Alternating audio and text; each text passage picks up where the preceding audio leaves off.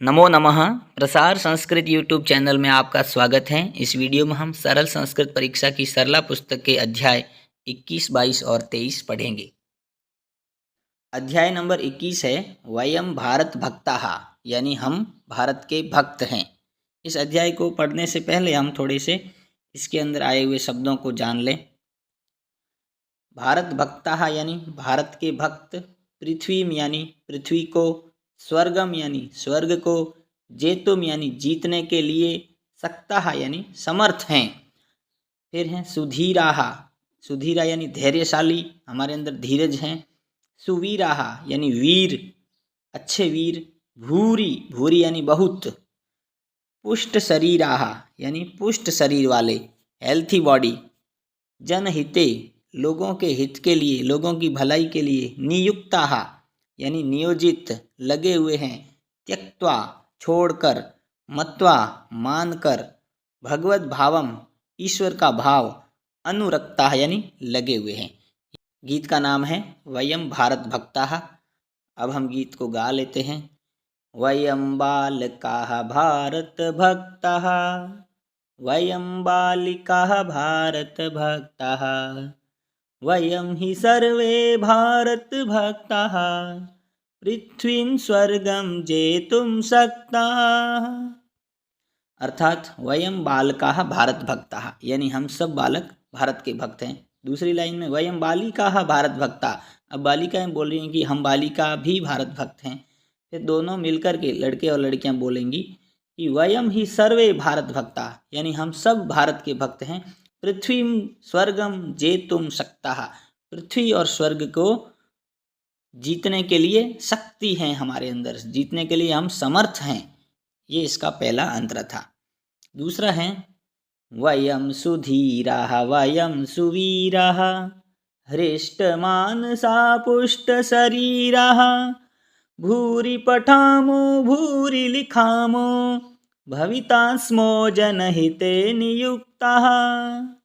अर्थात वयम सुधीराः, हम सुधीर हैं, मतलब धैर्यशाली हैं। वयम सुवीराः, हम अच्छे वीर हैं।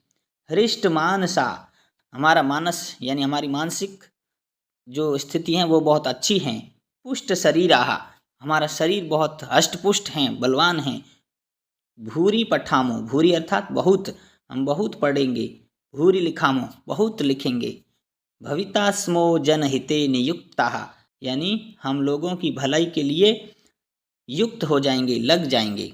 उसके बाद हैं जाति धर्म मत भेदम त्यक्त्वा, भारतवर्षं पूज्यं मत्वा, भगवद्भावं हृदये धृत्वा, भारत सेवायामनुरक्ताः। अर्थात जाति धर्म मत भेदभाव आदि को छोड़ करके केवल भारतवर्षम यानी केवल भारत देश को ही पूज्य मान करके, ईश्वर का भाव हृदय में धारण करके भारत की सेवा में लग जाएंगे। फिर वापिस वही वयम बालकाः, सब जगह वयम बालकाः। तो ये था अध्याय नंबर 21। अध्याय नंबर 22 है सकले नव उल्लासः। सकले नव उल्लासः, सकले यानी हर जगह, नव यानी नया, उल्लास यानी खुशी, हर जगह नई खुशी है। ये भी एक गीत है। इस गीत में सबसे पहले हम आए हुए कठिन शब्दों को जान लें। सबसे पहले हैं परितः। परितः का अर्थ होता है चारों ओर। फिर है मंदम यानी धीरे। समीरः वायु। वृंदम गुच्छा। विकसति खिलता है। विलसति चमकता है।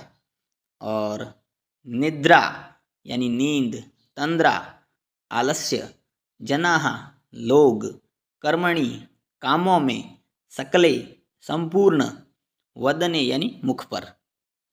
इसी प्रकार पथि यानी रास्ते में। रवः आवाज। विटपे वृक्ष पर। खगः पक्षी। चरितुम चरने के लिए। गावः यानी गायें।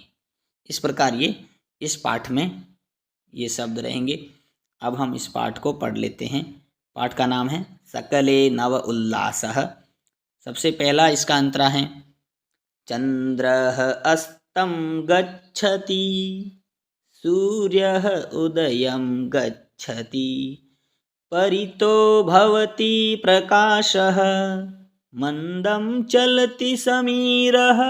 अर्थात चंद्र अस्तम गच्छति यानी चांद अस्त होने जा रहा है।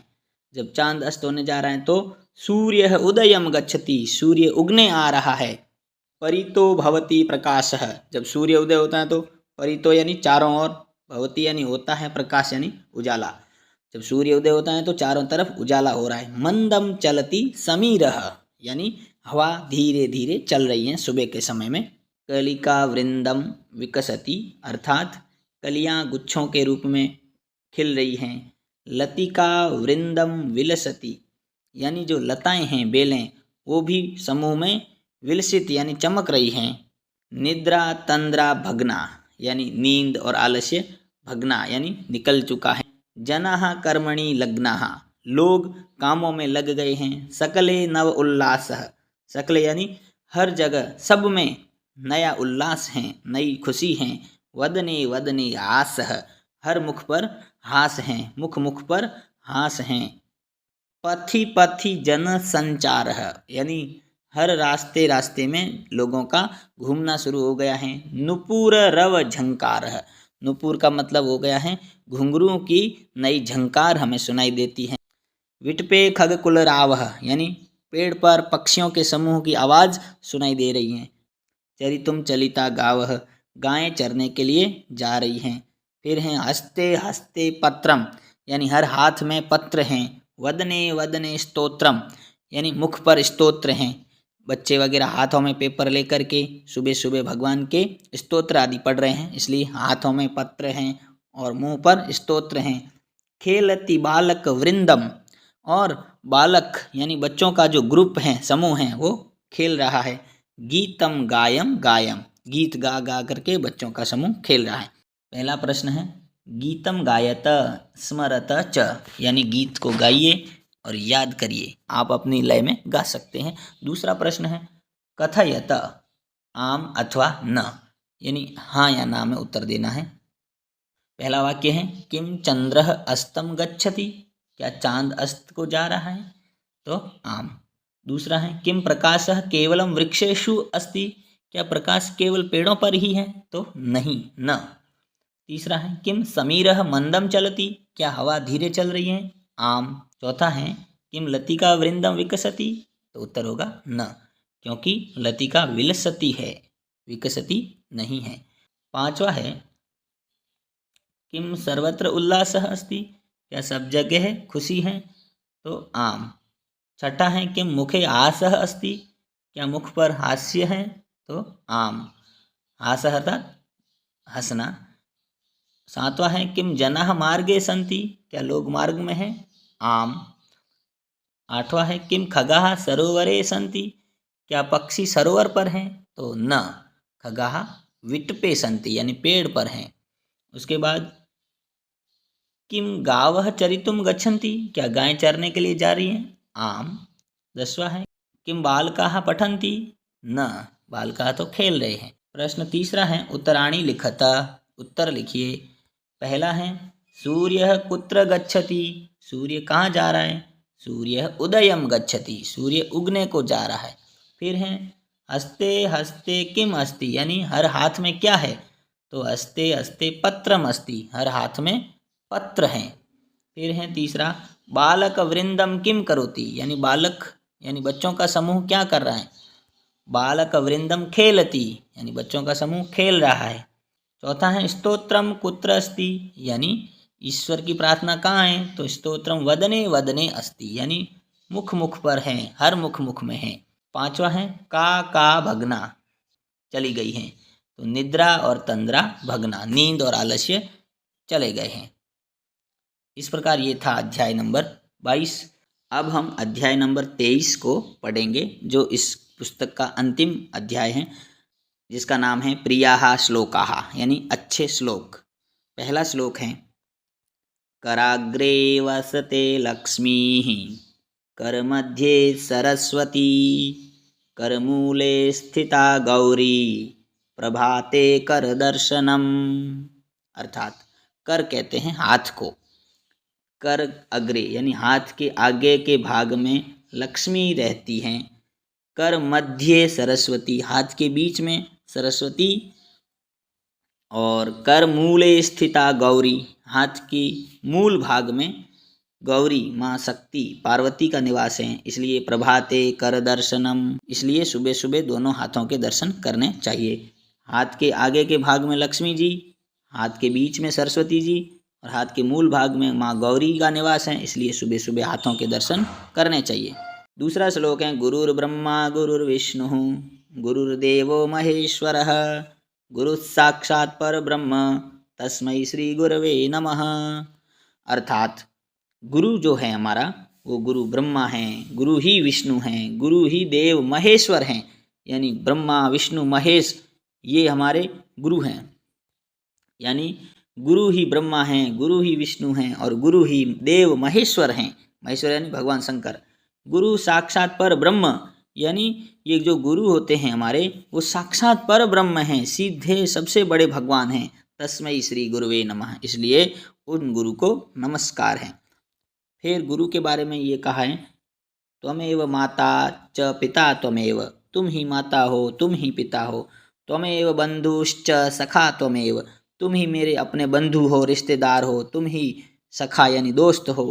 त्वमेव विद्या द्रविणम त्वमेव, तुम ही विद्या हो, तुम ही हमारा धन हो। त्वमेव सर्वम मम देव देव, मेरा सब कुछ तुम ही हो। इस प्रकार से चौथा श्लोक है उद्यमेन हि सिद्ध्यन्ति कार्याणि न मनोरथैः न हि सुप्तस्य सिंहस्य प्रविशन्ति मुखे मृगाः। अर्थात उद्यम करने से ही हमारे कार्य पूरे होते हैं, केवल सोचते रहने से नहीं। मनोरथ यानी सोचते रहने से नहीं होता है। न हि सुप्तस्य सिंहस्य प्रविशन्ति मुखे मृगाः, यानी सोए हुए शेर के मुंह में अपने आप उसके शिकार नहीं आता है, उसको भी भागना पड़ता है। इसलिए हमें मेहनत परिश्रम करना चाहिए। फिर हैं गच्छन् पिपीलिको याति योजनानां शतान्यपि अगच्छन् वैनतेयोपि पदमेकं न गच्छति। यानी छोटी सी चींटी भी अगर चलती रहे तो वो 100 योजन दूर यानी 400 कोस भी दूर जा सकती हैं। लेकिन अगर बहुत तेज उड़ने वाला वैनतेय यानी गरुड़ बहुत तेज उड़ता है लेकिन वो बैठा रहता है तो वो एक पद भी दूर नहीं जा सकता है। अर्थात हमें कुछ करते रहना चाहिए।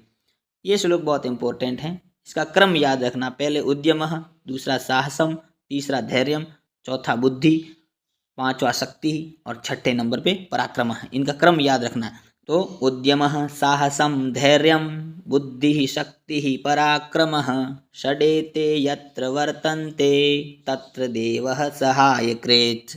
अर्थात जिस व्यक्ति के पास में उद्यम, साहस, धैर्य, बुद्धि, शक्ति और पराक्रम ये 6 चीज़ें जिसके पास में हैं उसका भाग्य भी सहायता करता है, उसके किस्मत भी साथ देते हैं। उसके बाद 7वां श्लोक है यथा देशस्तथा भाषा, यानी जैसा देश वैसी भाषा। यथा राजा तथा प्रजा, जैसा राजा वैसी प्रजा। यथा भूमिस्तथा तोयम, जैसी भूमि होगी वैसा पानी होगा। तोयम मतलब पानी। यथा बीजस्तथा अंकुरः, जैसा बीज होगा उसका वैसा ही अंकुर होगा। अंकुर मतलब जो बीज उगने से पहले जो फूट करके उसके अंदर से तंतु निकलते हैं उसको अंकुर बोलते हैं। तो जैसा बीज होगा वैसा उसका अंकुर होगा। इस श्लोकों को हमने पढ़ा। अब इसमें लिया है पठत पढ़िए, गायत गाइए, स्मरत याद करिए, एतान श्लोकान इन श्लोकों को पढ़िए, गाइए और स्मरण करिए। एक बार फिर से हम इसका उच्चारण कर लेते हैं। कराग्रे वसते लक्ष्मी कर मध्ये सरस्वती करमूले स्थिता गौरी प्रभाते कर दर्शनम गुरुर्ब्रह्मा गुरुर्विष्णुः गुरुर्देवो महेश्वरः गुरुः साक्षात् परब्रह्म तस्मै श्री गुरवे नमः। त्वमेव माता च पिता त्वमेव बन्धुश्च सखा त्वमेव विद्या द्रविणं त्वमेव सर्वं मम देव देव। उद्यमेन हि सिद्ध्यन्ति कार्याणि न मनोरथैः न हि सुप्तस्य सिंहस्य प्रविशन्ति मुखे मृगाः। गच्छन् पिपीलिको याति योजनानां शतान्यपि अगच्छन् वैनतेयोऽपि पदमेकं न गच्छति। उद्यमः साहसं धैर्यं बुद्धिः शक्तिः पराक्रमः षडेते यत्र वर्तन्ते तत्र देवः सहायकृत्। यथा देशस्तथा भाषा यथा राजा तथा प्रजाः यथा भूमिस्तथा तोयम यथा बीजस्तथांकुरः। इस प्रकार ये अध्याय नंबर 23 था, जिसके अंदर हमने श्लोक पढ़े।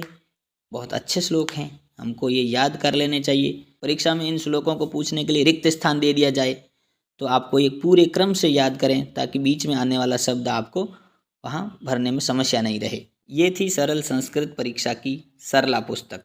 इसमें 1 से 23 तक के वीडियो प्रसार संस्कृत यूट्यूब चैनल पे उपलब्ध हैं।